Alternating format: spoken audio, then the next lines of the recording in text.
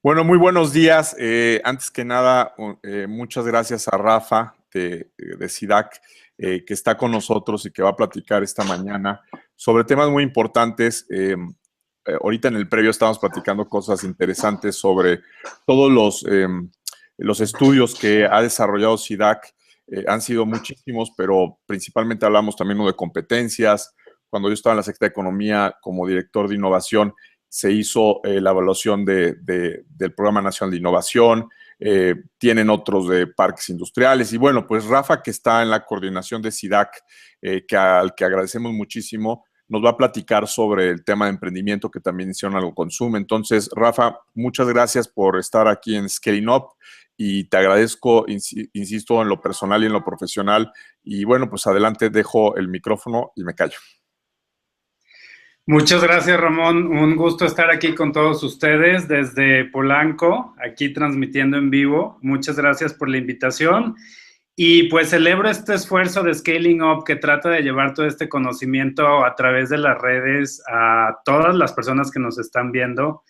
Como ya Ramón les comentó, yo soy coordinador del SIDAC. ¿Qué es el SIDAC? Pues el Centro de Investigación para el Desarrollo. Es un think tank, un centro de pensamiento aquí en la Ciudad de México, donde tratamos de impulsar políticas públicas de desarrollo para todo México en temas desde Estado de Derecho hasta crecimiento económico y temas de seguridad y justicia. Entonces, me preguntaba Ramón acerca de varias cosas que a través de mi experiencia podríamos transmitirles y que les serían de apoyo a los emprendedores y sobre todo a los que están pensando en emprender. Me gustaría contarles un poquito mi experiencia y acerca de cómo ha sido mi relación con el fracaso y cómo ha sido mi relación con todas las experiencias que he tenido y cómo he llegado hasta donde llegué, para que ustedes puedan identificarse con ciertas partes que probablemente les sean de ayuda. Yo soy abogado internacionalista, soy de Lagos de Moreno, en Jalisco, donde ahorita estoy emprendiendo un negocio de agrobusiness, de agronegocios. Y parte de lo que yo quería hacer en el mundo era pues cambiar el mundo, ¿no? O sea, ayudar a muchas personas, hacer que las personas tuvieran una mejor experiencia de vida y entonces fui buscando nichos o lugares donde me pudiera desarrollar así. Mi sueño más grande era llegar a trabajar en las Naciones Unidas. Entonces me fui a estudiar Derecho Internacional a la Universidad de las Américas a Puebla. Después hice un internship en el Congreso de Estados Unidos en Washington, D.C. A los 26 años me fui a vivir a Ginebra. Estuve un tiempo con la Misión de México ante la Organización Mundial del Comercio. Después estuve con la ONU en el Consejo de Derechos Humanos. Y a lo largo de mi vida me di cuenta de muchas cosas. En el 2001 me acuerdo perfectamente cuando se dan los ataques a las Torres Gemelas de Estados Unidos. Yo estaba en Canadá visitando a mi hermana porque me iba a ir a hacer un intercambio a Inglaterra. Yo estaba cursando el tercer año de mi carrera. Y me acuerdo que mi hermana me despertó en la mañana y me dijo, ven porque no lo vas a creer, acaba de haber un ataque, acaban de tirar las torres y esto pues está feo, murieron muchísimas personas. Entonces me acuerdo de esa experiencia y haber visto y haberla vivido en carne propia. Un año antes yo había estado ahí en las Torres Gemelas y eso de cierta manera cambió todo el panorama internacional. Después en el 2004 vemos que se declara unilateralmente y empieza la intervención de Estados Unidos en Irak. Algo que pues a los abogados internacionalistas nos ponen a estudiar porque pues no era legítimo, más sin embargo se pudo hacer y entonces eso poco a poco te va haciendo a ti como persona irte redefiniendo, ir viendo hacia qué lugares te vas a enfocar y hacia qué fuerzas vas a apoyar en el mundo con respecto a lo que quieres ver tú en el mundo y a la visión que tienes de lo que quieres que pase. Entonces, después de ver todo esto y después de mucho pensar y después de trabajar con la ONU en el Consejo de Derechos Humanos, yo me doy cuenta que no estaba realmente sosteniendo los valores humanos en los que yo creía y sosteniendo los valores que yo había con los que había soñado toda mi vida, para hacerles el cuento rápido, ¿no? Entonces, en ese momento se da un parteaguas. Yo tenía 26 años, había logrado tener o sea, había logrado mi sueño en muy poco tiempo. Me gradué a los 24, a los 26 ya estaba en la ONU. Y en ese momento decido irme con sociedad civil y con la iniciativa privada. Y a partir de ahí empiezo una carrera completamente diferente. Me vuelvo coach de desarrollo personal con una compañía que se llama Executive Success Programs. Con esta compañía me voy después a trabajar en empresas de educación, en empresas de desarrollo humano. Estoy un tiempo en el estado de Nueva York. Y después, en el 2011, decido regresar al lado de sociedad civil y me vengo aquí a SIDAC como coordinador de la institución. Ya llevo 4 años acá y básicamente de lo que me encargo hago toda la parte de desarrollo institucional que tiene que ver con la estrategia del centro, con las nuevas tendencias que hay en investigación de políticas públicas y cómo bajarlas al terreno mexicano y de cierta manera aplicarlas para que los gobiernos, tanto federal, estatal y local, las implementen y entonces esto se traduzca en una mejor experiencia de vida para todos los mexicanos. ¿En qué aspecto? Pues en 2. En garantías individuales para todos, es decir, que haya un respeto a las libertades cívicas de los mexicanos, y también en una igualdad de oportunidades, es decir, que el plano, como le llaman, la cancha de juego esté pareja para todos, independientemente de su nivel socioeconómico. Entonces, pues ha sido una travesía muy padre, muy interesante. Por lo general, yo siento que no tengo nada que aportar, pero pues si me están escuchando, pues ya están aquí. Así es que les voy a dar lo que yo creo que son mis consejos para ustedes que están empezando desde este lado, lo que yo he visto y lo que he podido observar. Nosotros impulsamos mucho el emprendimiento social porque creemos que cada vez más se va a empezar a cruzar la iniciativa privada con el cambio social. Y creemos que está bien que las personas y los agentes de cambio que están tratando de cambiar la sociedad tengan también un incentivo económico. Entonces, estamos viendo una serie de actores, nuevas generaciones que son emprendedores, que empiezan sus propias empresas y que se empiezan a meter a campos sociales y empiezan a cambiar el ecosistema y de esa manera empiezan a marcar el ejemplo y la pauta para todos los que vienen después de ellos. Y creemos que eso es súper importante porque estas nuevas generaciones no están culpando al gobierno, no están culpando a sus papás, no están culpando a nadie, simplemente están identificando problemas que muchas veces esos problemas se traducen en una demanda no satisfecha, van y lo satisfacen con un modelo de negocio, empiezan a hacer negocio con eso, pero también solucionan un problema social que nos beneficia a todos. Entonces, esto crea un efecto multiplicador porque les empieza a abrir los ojos también a otros emprendedores que a lo mejor estaban viendo maneras de cómo innovar o de cómo cambiar al mundo, pero que no se habían dado cuenta de que también eso podía ser un buen negocio. Entonces, ¿qué es lo que vemos en estos líderes? Pues es una nueva generación. ¿Y por qué es importante esto de la nueva generación? En México vivimos, por lo general, para que haya un cambio, alguien tiene que romper con el status quo. Y hasta ahorita seguimos igual y seguimos teniendo la misma serie de problemas con los que hemos cargado en los últimos 10 a 20 años, pues porque ninguno de los actores relevantes ha estado dispuesto a perder lo que gana con el status quo.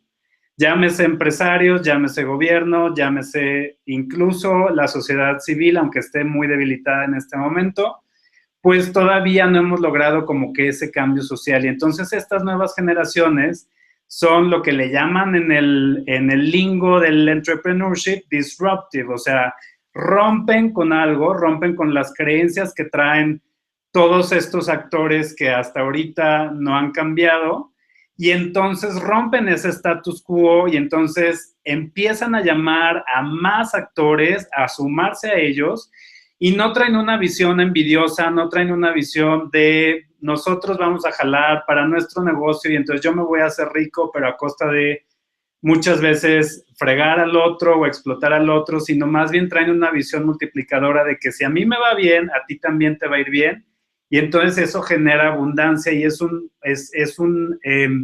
se rompe un paradigma de creencias que hemos estado cargando por muchas generaciones. Y entonces esto lo que hace es que logra que les vaya bien. Es decir, ellos creen que pueden cambiar su entorno, ellos creen que se pueden cambiar a sí mismos y ellos creen que pueden cambiar a la sociedad. Y entonces hay una frase que me gusta mucho que es de Margaret Mead que dice, aquellos que duden que un grupo de ciudadanos organizados puede cambiar al mundo, en realidad es lo único que lo ha cambiado. Entonces, son este tipo de personas las que se están volviendo catalizadores y las que están haciendo un cambio en el mundo. Entonces, rápidamente los dejo con cosas que yo he observado que traen estos nuevos líderes. Número 1, resiliencia al fracaso. O sea, son chavos o son emprendedores que se caen, les va mal y siguen adelante. Y aquí la perseverancia y el enfoque son claves. Porque si tú no tienes claro hacia dónde vas, va a ser muy fácil que te pierdas. Es como cuando le dice Alicia en el País de las Maravillas, le dice al gato, pues estoy perdida. Y le dice el gato, pues ¿a dónde quieres ir? Y le dice, no sé qué camino tomar. Y le dice el gato, pues da igual qué camino tomes, porque pues no sabes a dónde vas. Entonces, la visión aquí es clave. O sea, tienes que tener muy claro a dónde vas y eso es lo que te va a permitir levantarte ante el fracaso. Después, pues identificar la demanda, y aquí no me refiero nada más a una demanda comercial, me refiero también a problemas sociales. O sea, si tú te das cuenta que hay un problema social o que hay un área incluso de política pública que le debería de estar tocando al gobierno hacer su chamba y te das cuenta que no lo está haciendo y tú crees que con iniciativa privada puedes levantar capital y puedes armar una empresa y puedes llegar y cumplir esa demanda o satisfacer esa necesidad, pues adelante, aviéntate. O sea, si tú tienes identificado esto y lo puedes vender, va a haber capital y va a haber inversionistas que estén dispuestos a apostar en ti. Número 3, ya me estoy brincando una, es competir globalmente. Y aquí, ¿a qué me refiero con esto? El talento es bien importante y es uno de los puntos que comentábamos Ramón y yo. Cuando tú te rodeas de personas que tienen una visión global, eso permea en todas las cosas que hacen. Y me refiero no solo a la gente que trabaja contigo, sino también a mentores que tengan una visión de cambiar el mundo. Es bien importante que te rodees de ellos, que sigas sus consejos, que los escuches, que les lleves tus problemas más difíciles, pero también a la vez que evalúes.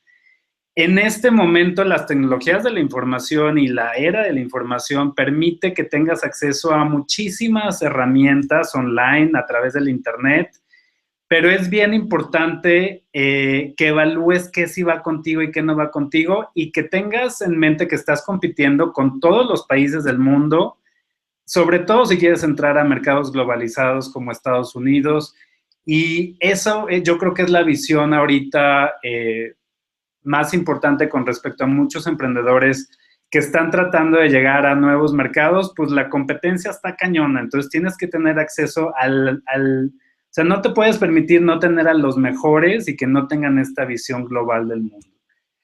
La planeación estratégica, esto es bien importante y creo que está medio choteado ya el término, o sea, todo el mundo lo utiliza, pero la verdad es que es bien importante la actividad intelectual que pasa antes de que te pones a ejecutar, porque si tú te pones a ejecutar de una manera reactiva y no planeas tus posibles riesgos y no ves las posibles piedras que te vas a encontrar en el camino y cómo las vas a mitigar, pues es muy probable que te vayas a gastar dinero en pasar esas piedritas que se te van a ir presentando. Entonces, si de por sí teniendo una planeación estratégica van a salir cosas que no pudiste prever y a las cuales no te pudiste adelantar, pues imagínate no teniéndola, van a salir todavía más. Entonces es mejor que la tengas y que te apegues a ella como si fuera tu Biblia. O sea, no te puedes saltar pasos, la tienes que medir, tienes que tener milestones y metas muy claras, y siempre que no llegues, tienes que estar preguntándote, bueno, ¿qué fue lo que me faltó?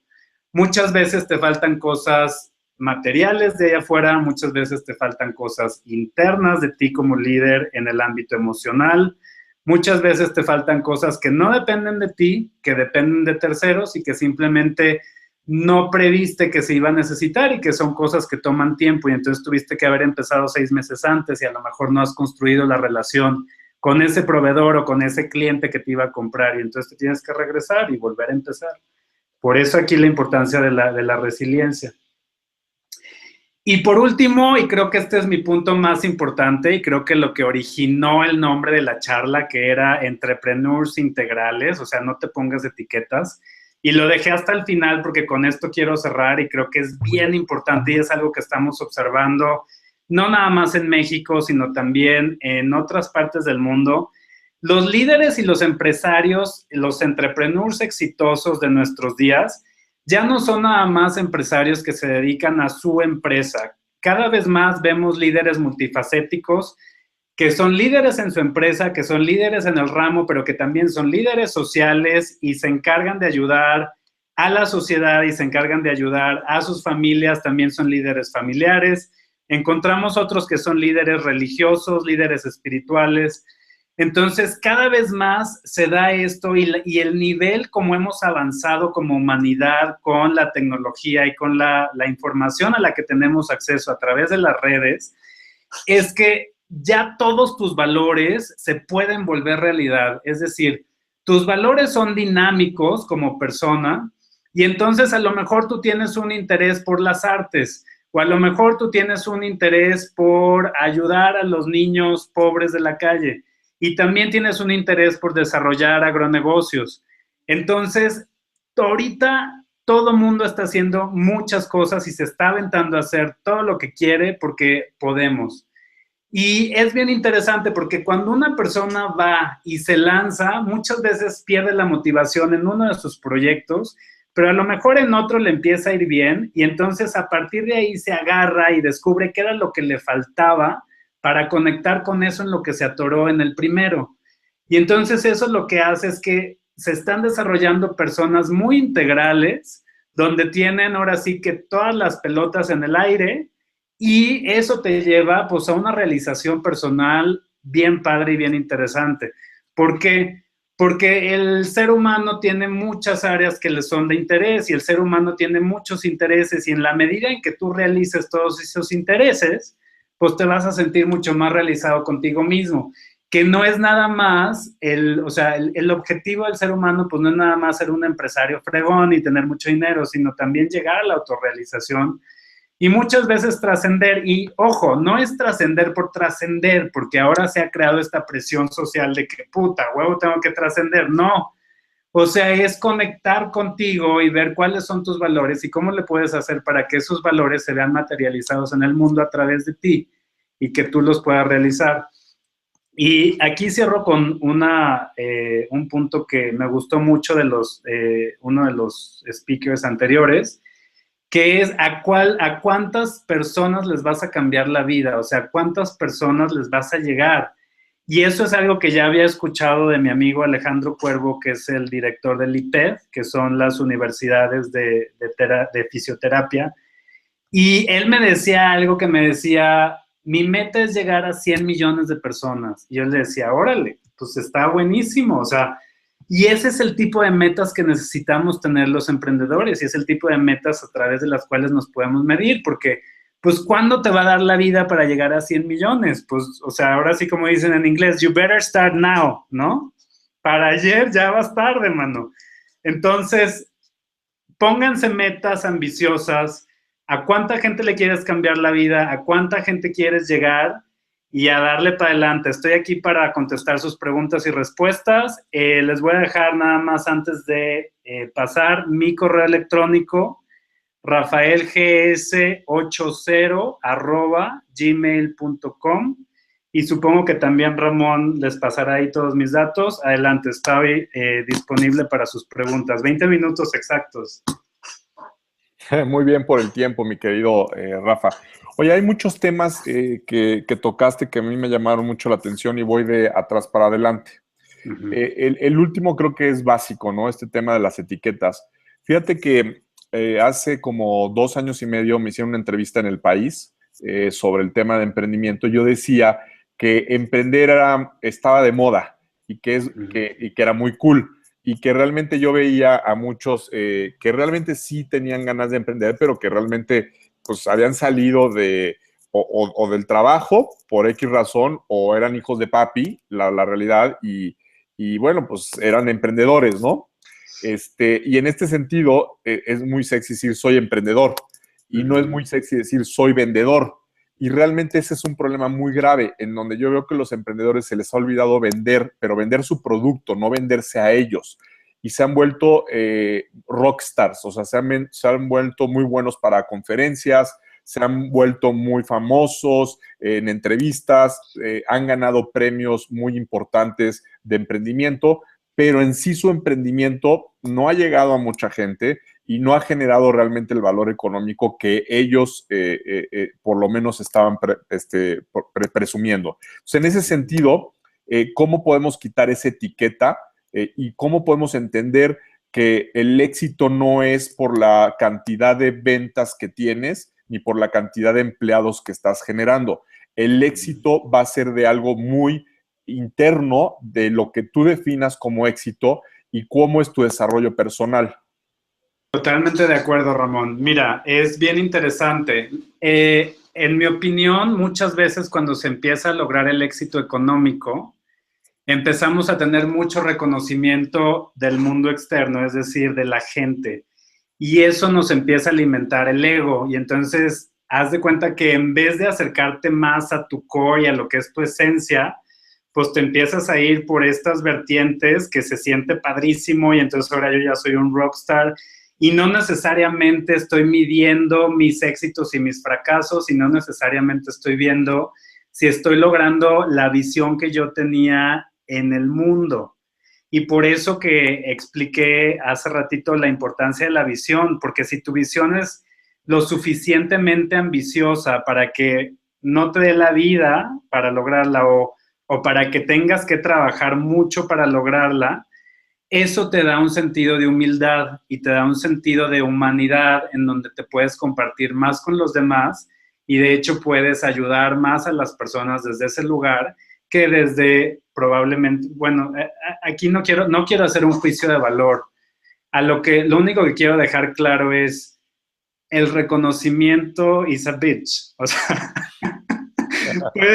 puede ser que llegues a ser muy famoso y es como un dulce, te engolosinas y te encanta y no necesariamente puedas estar teniendo el impacto que estás queriendo generar o cambiándoles la vida a las personas que te propusiste en un principio cambiárselas. Por eso la importancia de que tus metas sean medibles y de que te estés midiendo consistentemente.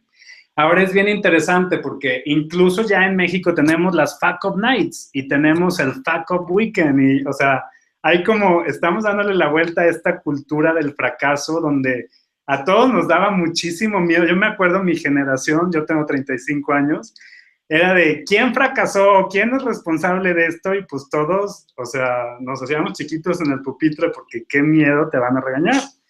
Pero la verdad es que eso ya está cambiando y entonces llegar con la gente y en vez de decir, miren todo lo que me ha ido bien, llegar y decir, miren todo lo que me ha ido mal y ahí te va mi aprendizaje para que tú aprendas, pues estaría padre y sería un acto muy humilde y sería muy padre que más mexicanos salieran a decir, pues sí, this is how I fucked up, así fue como yo la regué, todas estas cosas me salieron mal y pues ahí va mi aprendizaje para que más se avienten y que no les dé miedo fracasar. Ahora, el último punto entre vendedores y entrepreneurs, ¿no? Es cultural. O sea, decir soy vendedor en México es mal visto, me van a hacer menos. Tú llegas con tus papás y les dices, o sea, llega un niño chiquito y les dice a sus papás, papá, de grande quiero ser vendedor.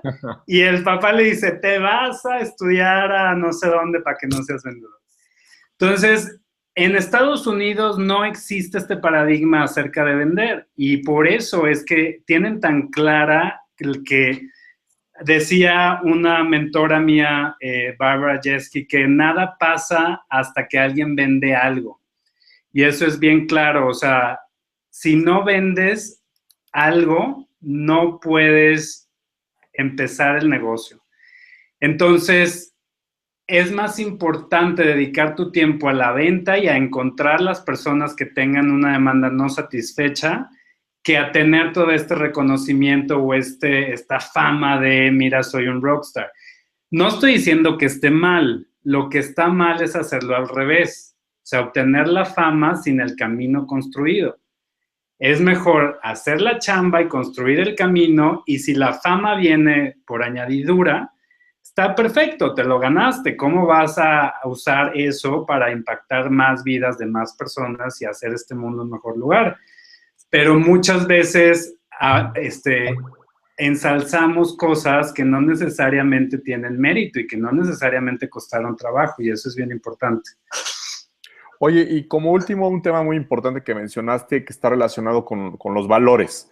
Fíjate que cuando hablamos de corrupción pensamos inmediatamente en el gobierno, no sé por qué, pero lo que sí sé es que también la industria, que también las cúpulas empresariales han sido muy permisidas con el tema de la corrupción y ya no es tan sexy, otra vez ya no es o sea, no es tan como tan atractivo decir, es que yo tengo valores o mi negocio está basado en valores por lo menos éticos, humanos, ¿no?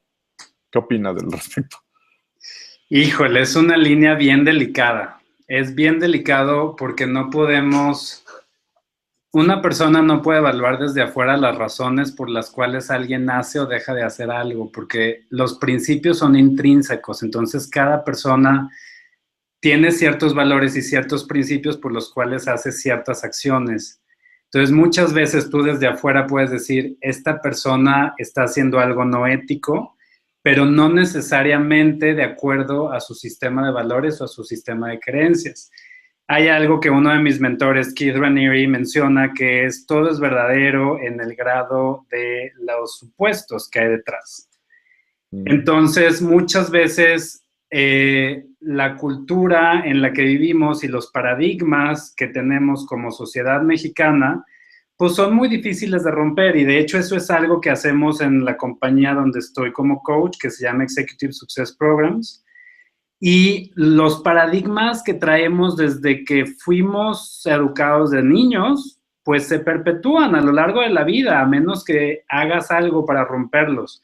Nosotros lo que hacemos a través del coaching es que rompemos con estos paradigmas y ayudamos a cambiar las creencias que están detrás para que entonces los supuestos cambien y eso cambia el comportamiento. ¿De acuerdo a qué? Pues a lo que la persona considera que es correcto para él o para ella, ¿no? Porque pues los valores son personales y los principios también. Entonces hay muchas personas o muchas compañías o muchos líderes de empresa que actúan bajo ciertos principios que probablemente los podamos ver como no éticos desde afuera, pero la realidad de las cosas es que la intención de las personas, pues solo la conoce la persona misma.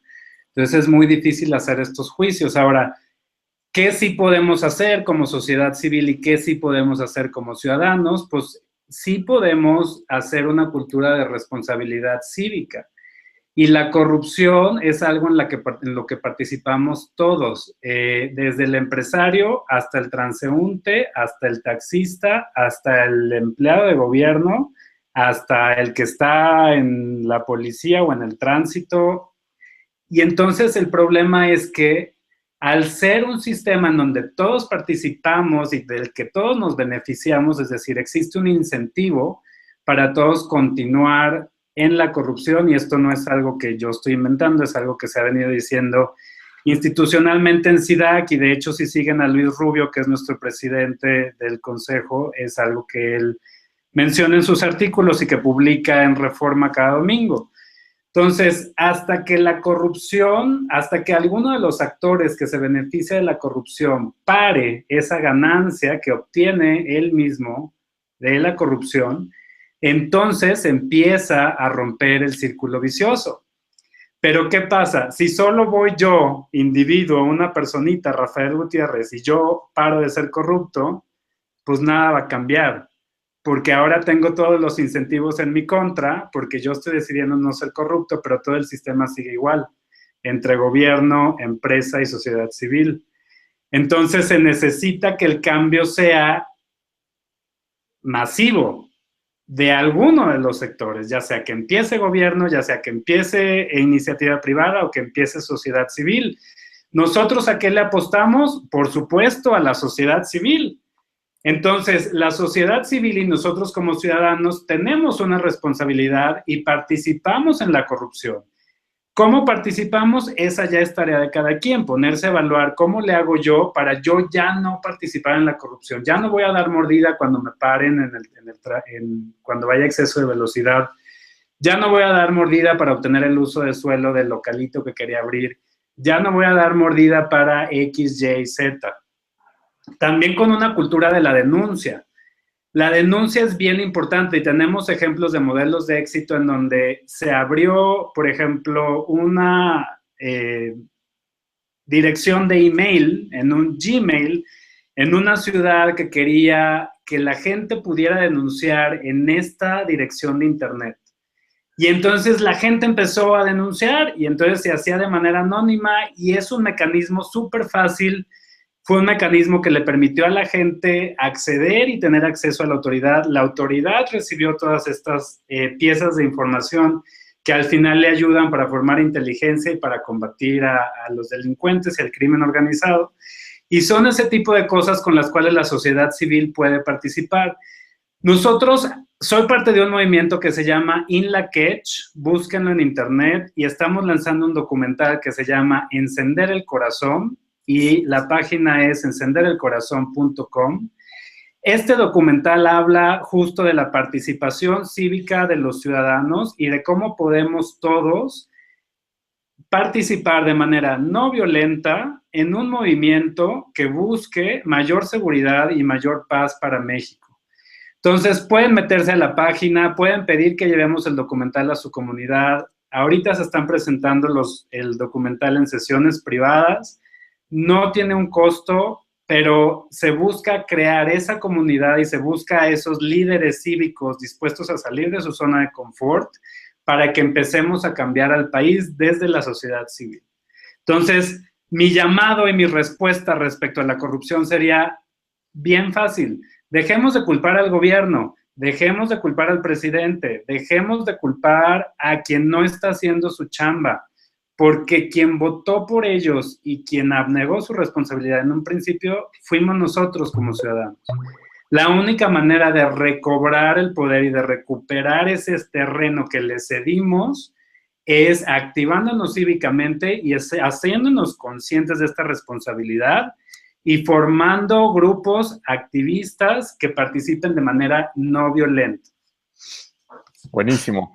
Esto es seguir adelante, echarle ganas y la verdad es que tratar de hacer un México mejor, una América Latina mejor y un mundo mejor. Entonces, Rafa, pues muchas gracias por tu tiempo, gracias por tu amistad y sobre todo, pues, por tus palabras. No, muchas gracias a ti, Ramón. Un placer estar con todos ustedes. En algo más que les pueda ayudar, tienen mi dirección de correo electrónico, si no se la repito, rafaelgs80@gmail.com. Muchas gracias y ojalá que les haya servido de algo esta plática. Hasta la próxima. Gracias, Rafa. Bye bye. Que estés muy bien. Hasta luego. Chao.